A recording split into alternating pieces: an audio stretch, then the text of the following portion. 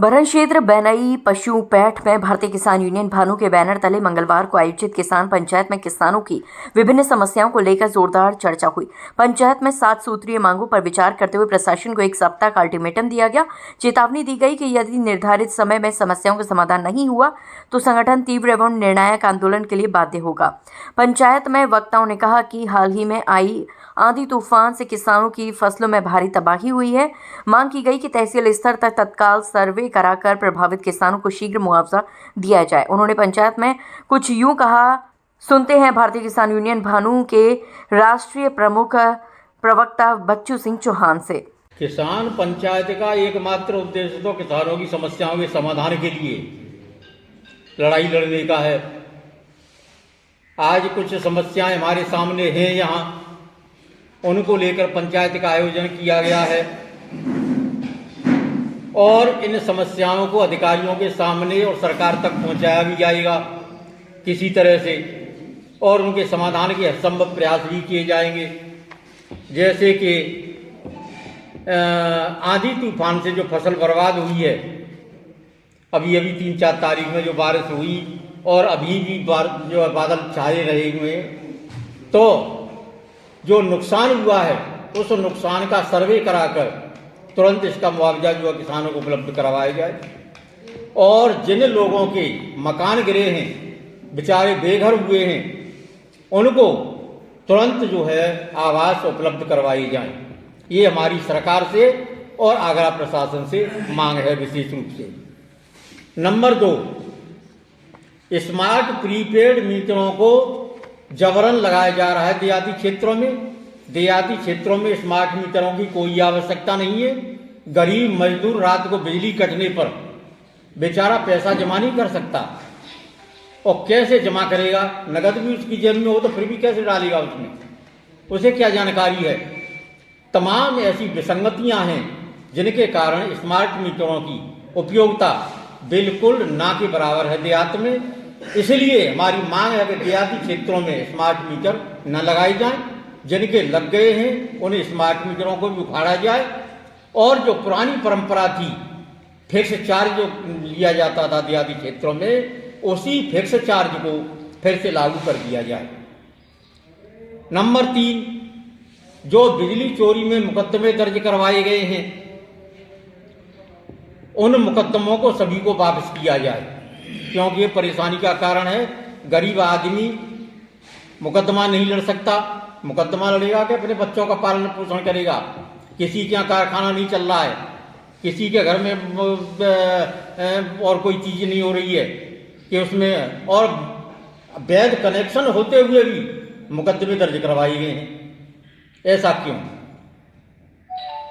तो मुकदमे वापस किए जाएं, और बिजली के जो नलकूपों के बिल माफ किए गए हैं उससे किसी किसान को कोई फायदा नहीं है।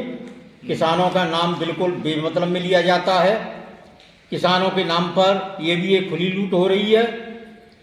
इसलिए हम मांग करते हैं कि जितने भी घरेलू उपभोक्ता हैं, देहात क्षेत्र के हों चाहे शहरी क्षेत्र के हों या कस्बों में रहने वाले हों, उनके बिल जो है 5 साल के लिए माफ कर दो। ये सरकार से हमारी मांग है। इसके बाद तहसीलों में अंश निर्धारण में तमाम विसंगतियां की गई हैं। खेतों को खुर्द-बुर्द कर दिया गया है, इधर का उधर कर दिया गया है।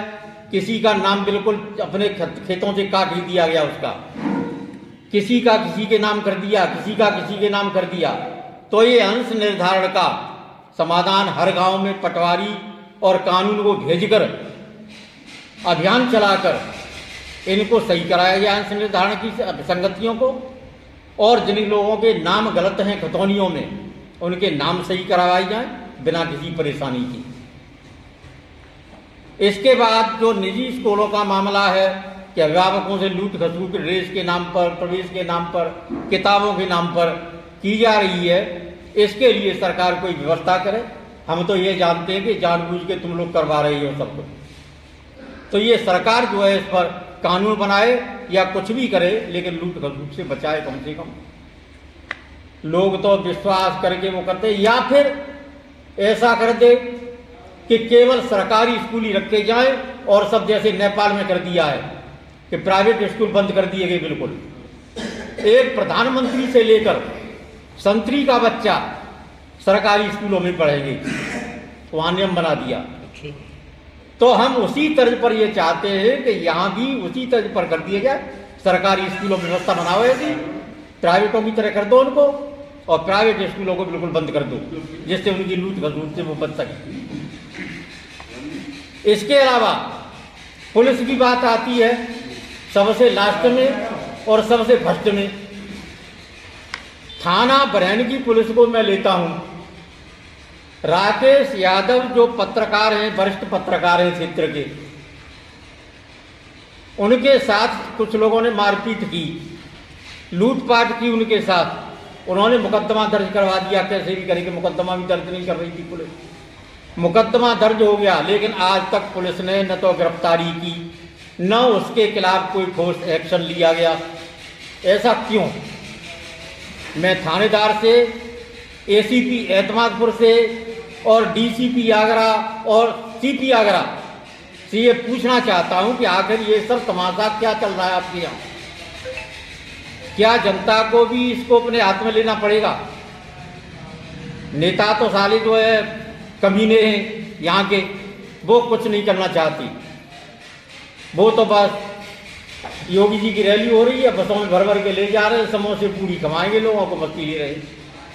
तो मैं जो है मांग करना चाहता हूँ, एसीपी एतमादपुर से ही कहना चाहता हूँ कि भाई लूट खसूट करना बंद कर दो। दलालों का अड्डा थाने तक बना रखा है, तो थानों में दलाली का अड्डा बंद कर दो, बिल्कुल दलालों का बैठना बंद करिए। और जो अपराधी हैं जिनके खिलाफ मुकदमा दर्ज है, उन अपराधियों के खिलाफ तुरंत कार्रवाई करिए। ये जो कौन है अपराधी, तुम्हारे बाप हैं क्या जिससे कार्रवाई नहीं करना चाहते हो तुम लोग? तो मैं स्पष्ट शब्दों में कह रहा हूं कि राकेश यादव वाले मामले में पुलिस तुरंत गिरफ्तारी करे, नहीं तो थानेदार अपनी कुर्सी छोड़ के कहीं दूसरी जगह चला जाए।